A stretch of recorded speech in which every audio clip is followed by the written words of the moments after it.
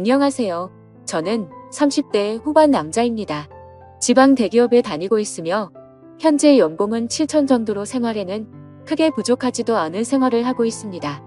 20대 후반에 주변 사람들의 소개로 지금의 아내를 만나게 되었고 짧은 연애 기간 동안 마누라가 임신을 하게 되어 결혼까지 하게 되었습니다. 저희 마누라가 사실 인물이 좀 많이 괜찮습니다. 젊을 때부터 길거리에서 캐스팅 제의가 올 정도로 미모가 훌륭했었고 처음 소개를 받고 대시할 때 무진장 무시당했었습니다. 그나마 제가 직업이 괜찮아서 연애까지 이어졌었던 게 아닐까 생각을 하고 있습니다.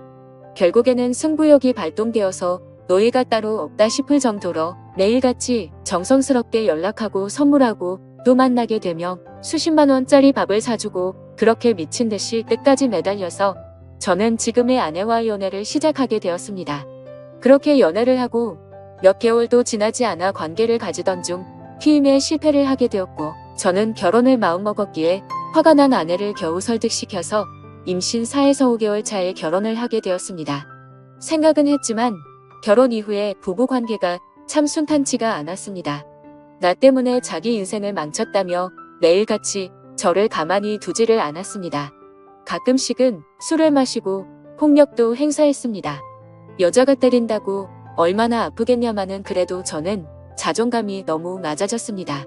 그래서 그렇게 아내가 화를 내고 짜증을 부리는 때이며 잠시 풀어줄 수 있는 방법이 비싸고 좋은 곳에서 분위기 좋은 외식이나 선물을 해주는 것이었습니다. 그렇게 하면 잠시는 풀렸는데 그게 또 오래가지는 못했습니다. 그렇게 저는 호구 같은 생활을 이어나가고 있었고 결혼을 한 뒤 아이를 낳고 나서부터는 아내와의 잠자리가 소홀해지기 시작했습니다. 아내는 이런저런 이유를 대더라고요. 아이 때문에 못한다. 살 빼오면 해준다. 피임 안 하면 안 된다. 결국 저는 결혼을 하고 나서 아내와의 관계를 이런저런 이유로 하지 못했습니다. 그래서 아내와 대화를 나누었고 고민 끝에 피임 기구를 시술했습니다. 하지만 그렇게까지 했음에도 아내는 관계를 거부했습니다. 진짜 결혼 이후에 1년에 겨우 한두 번 할까 말까였습니다. 혼자서 해결하는 것도 하루 이틀이지. 제가 이렇게 무시받고 천대받으려고 결혼을 했나 싶고 스스로가 한심하기도 했습니다. 그렇다고 저는 아내를 두고 바람을 필 생각은 전혀 하지를 않았습니다. 어린 시절 부모가 이혼하시고 병든 아버지를 봉양하며 홀연단신 고아처럼 살면서 가족이나 가정에 대한 소중함을 누구보다도 잘 알고 절실했었기에 저는 그럴 수가 없었습니다. 그리고 여자 나오는 술집에 2차도 안 갔습니다. 결코 저는 단 한 번도 한눈 팔지 않았습니다. 그렇게 저는 집과 회사를 왔다 갔다 하며 기계 같은 삶을 반복하며 살았습니다. 그러던 어느 날 아내가 대뜸 차가 나야겠다며 차를 바꿔 달라는 겁니다. 그래서 아직 더 탈 수 있을 거 갖고 집에서 살림하면서 지내는데 좋은 차가 필요 있냐며 다음에 차를 바꾸는 게 어떻겠냐고 이야기를 했습니다. 그랬더니 이런저런 트집을 잡으면서 아주 그냥 마음 먹고 그러는지 몇 날 며칠을 저를 못 살게 하는 겁니다. 그렇게 며칠이 지났고 남자들에게도 뭔가의 촉이라고 할까요? 냉랭한 기류가 흐를 때 갑자기 쎄한 느낌이 들었습니다. 저는 뭔가 찜찜한 마음에 아내의 휴대폰을 몰래 훔쳐보게 되었습니다. 휴대폰에는 낯선 남자와 나눈 대화가 있었습니다. 정말 그걸 보는 순간 피가 역류하는 기분이 들더군요.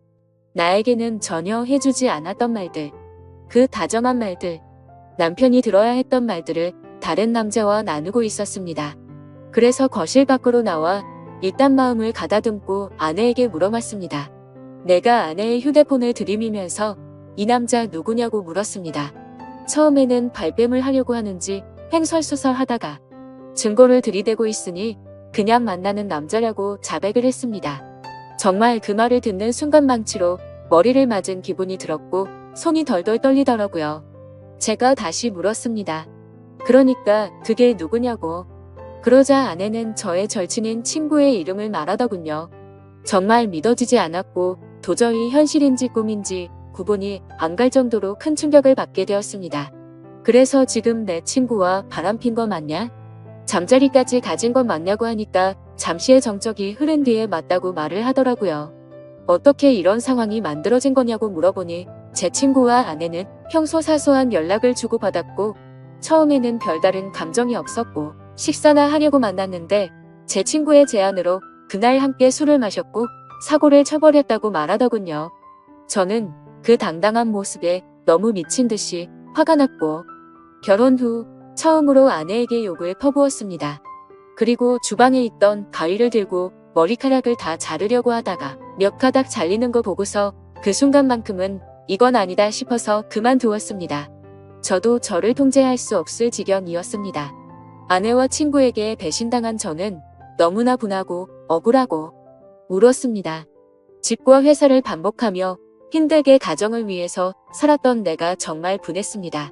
집사람한테 욕을 하고 결혼 후 처음으로 집안에 있는 물건도 부셨습니다. 제 친구였던 그 더러운 놈에게 전화해서 다짜고짜 욕을 했더니 알게 됐냐며 미안하다고 말하더니 전화를 끊고 휴대폰을 끄더군요. 저는 너무 화가 나서 아내 보고 얘 보라고 이렇게 전화 끊고 잠수 타버리는 놈이라고 그 더러운 자식을 만나러 가자고 앞장서라고 했습니다. 이런 놈이 마음에 들면 같이 가서 이야기하고 당장 이혼하자고 했습니다. 그랬더니 집사람은 결혼 후 처음으로 저한테 미안하다라는 말을 합니다. 저는 그동안 수백 번 했던 미안하다라는 말을 했는데 집사람한테는 처음 이 말을 들었습니다. 그 흔한 미안하다라는 말을 왜 바람핀 것 때문에 들어야 될지 몰랐습니다. 휴대폰을 뺏어서 다시 봤습니다. 그 사이 전화 목록, 메시지 내용, 카톡 등등 전부 다 지워버렸더군요. 저는 도저히 집에 있다가는 큰 사고를 칠 것 같아서 일단 집을 나갔고 당장 한때는 절친이었던 친구네 회사로 찾아갔습니다. 그때까지도 그놈은 휴대폰을 꺼놓고 있더군요. 그놈의 회사 로비에 도착하자마자 이름을 외치면서 소리를 질렀습니다. 그러자 경비를 보시던 분들이 뛰어오더니 무슨 일이냐며 침착하라고 저를 타이르더라고요. 저는 그놈의 이름을 말하면서 당장 내 앞으로 데리고 오라고, 안 그러면 이 회사 다 엎어버리겠다고 말했습니다. 그러자 로비에서 친구에게 연락을 했고 한참이 지나서야 쭈뼛쭈뼛 내려오더라고요. 제 친구 대학 시절 만나게 돼서 알게 됐는데 정말 둘도 없는 친구라고 생각했었습니다. 외모도 준수하고 여자들에게 항상 인기가 많았던 친구였습니다. 그런데 설마 친구의 아내에게까지 이따위 짓을 하리라고는 상상조차 못했습니다. 저는 그놈의 얼굴을 보자마자 주먹을 날려버렸습니다. 사람들이 깜짝 놀라서 말리려고 달려왔고 그놈은 그냥 친구랑 문제가 있다면서 괜찮다면서 저를 데리고 휴게실로 데리고 가더군요. 네가 사람 맞냐고, 어떻게 친구 아내와 그따위 불륜 짓을 하고 이따위로 전화 끊고 잠수 타면 다 해결될 줄 알았냐라고 물었습니다. 그러자 그놈은 정말 죽을 만큼 힘들었고 자신도 자신의 마음이 통제가 안 되었다고 무릎을 꿇고 빌더라고요. 본인도 처음에는 그런 감정이 없었는데 술김에 사고를 쳤고 그때부터 자신의 감정이 컨트롤이 되지 않았다고요. 그래서 저는 네 재수씨도 이 사실 아냐고 물었고 제발 한 번만 비밀로 해달라고 말하더군요. 정말 어처구니가 없지 않습니까? 친구 아내를 데리고 그딴 짓을 한 놈이 자신의 가정은 지키고 싶었나 봅니다. 전 그 자리에서 그놈 아내에게 전화해서 이 사실을 다 말해줬고 앞으로 평생 내 눈에 띄지 말라고 말하고 인연을 끊어버렸습니다. 그렇게 하고 집에 들어오니 저녁이 다 되어 있더군요. 근데 집사람이 갑자기 돌변을 했더군요. 그 사람 회사까지 찾아갔냐며 그냥 그 친구와의 관계도 다 끝났다면서 갑자기 또 큰 소리를 칩니다. 너 이거 하나 때문에 앞으로 내 위에 서려고 하지 마라, 딱 이런 자세로 저에게 그대로 이야기했습니다. 그러면서 당당하게 짐을 싸서 친정으로 가더군요. 몇 시간 후 장모님이 전화가 옵니다. 자기 딸이 왜 집으로 왔냐고 물어봅니다. 저는 엄마 없이 자라서 장모님을 어머님이라고 불렀고 정말 친어머니 못지않게 모시고 아끼면서 어머님을 모셨습니다. 저는 있었던 사실을 이야기했습니다. 그랬더니 장모님, 첫 마디가 왜 휴대폰을 뒤져서 이 사단을 만드냐? 자네 친구도 문제다. 왜 그런 친구를 사귀어서 이런 상황을 만드냐? 이렇게 말하더라고요. 꼭지가 돌았습니다. 정말 친어머니처럼 모셨고 그렇게 저를 아끼시던 분이 어떻게 이런 상황에 저런 말씀을 하실 수가 있을까 도저히 이해가 되지 않았습니다. 그러고 평소 다툼을 하면 항상 제 편을 들어주고 조언을 해주던 처형한테 전화를 했습니다. 혹시나 내 편일 줄 알고. 하지만 이미 소식을 들은 처형도 바람핀 건 잘못한 거 맞지만 제보도 머리카락을 자르려고 했다면서요.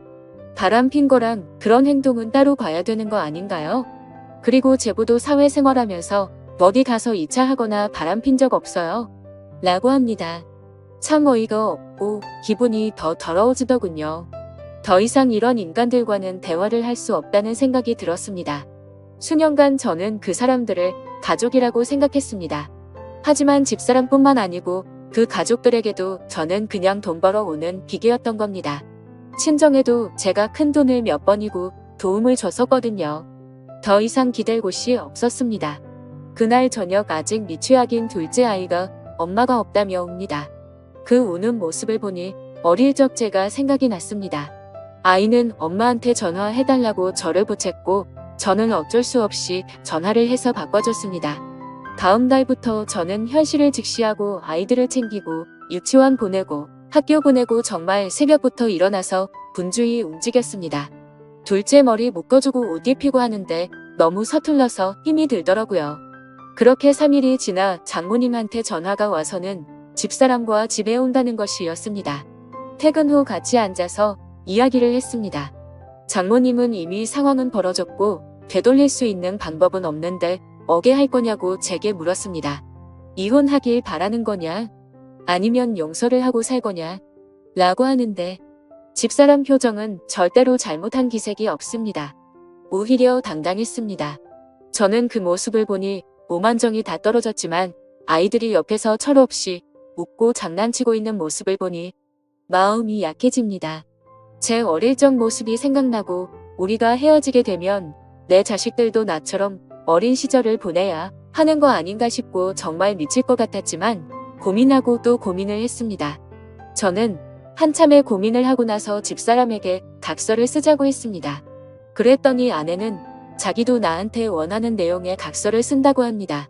그래서 내가 원하는 내용을 일단 적었습니다.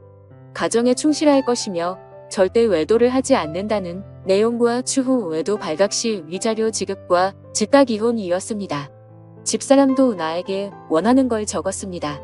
양말, 팬티 뒤집어 놓지 않기, 옷빨래통에 넣기, 상대방 무시하지 않기 등이었습니다.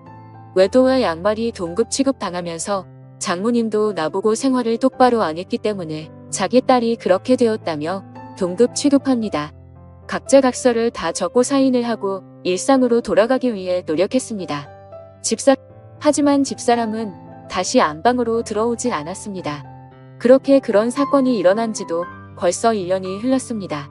그 1년 사이에 가해자와 피해자가 누구인지 구분이 안 갈 정도로 예전과 똑같은 삶을 살고 있습니다. 집사람 휴대폰 번호 바꿔버리고 그 친구놈을 차단시킨 거 이외에는 변한 게 없습니다. 심지어 지금은 집사람은 철없는 아이 둘을 데리고 이단 사이비 종교를 다니고 있습니다. 이따위 종교를 믿는 것도 최근에 알게 되었고 한바탕 크게 싸움을 했는데 전혀 말이 먹혀들지가 않더라고요. 정말 제가 미쳐서 그런가 싶기도 한데 요즘은 큰아이가 진짜 내 아이가 맞나? 이런 생각들도 수도 없이 들고 있습니다. 사실 누가 보더라도 저를 닮은 구석이 하나도 없습니다. 심지어 주변에서도 엄마를 많이 닮았는지 제 모습을 보이지 않는다고까지 할 정도로요. 그래서 머리카락을 몇 개 뽑아서 신자 확인을 해야 하나 싶어서 준비까지 다 마쳤으나 만약 내가 생각하는 대로 그게 사실이라면 아이에게나 저에게나 모두에게 너무 큰 충격일 것 같아서 진행을 포기했었습니다. 유년 시절 결손 가정에서 고생하며 제가 꿈꾸고 바랬던 소박한 가정이 산산조각나서 깨질까 봐서요. 그리고 아이들의 인생을 망치게 되는 건 아닐까 싶어서 저는 판단이 서지를 않습니다. 이런 집사람과 앞으로 수십 년간 평생을 같이 지내야 하는 건지 막막하네요. 제가 어떻게 하는 게 가장 최선일까요? 많은 분들께서 좋은 말씀 주시면 좋겠습니다. 감사합니다.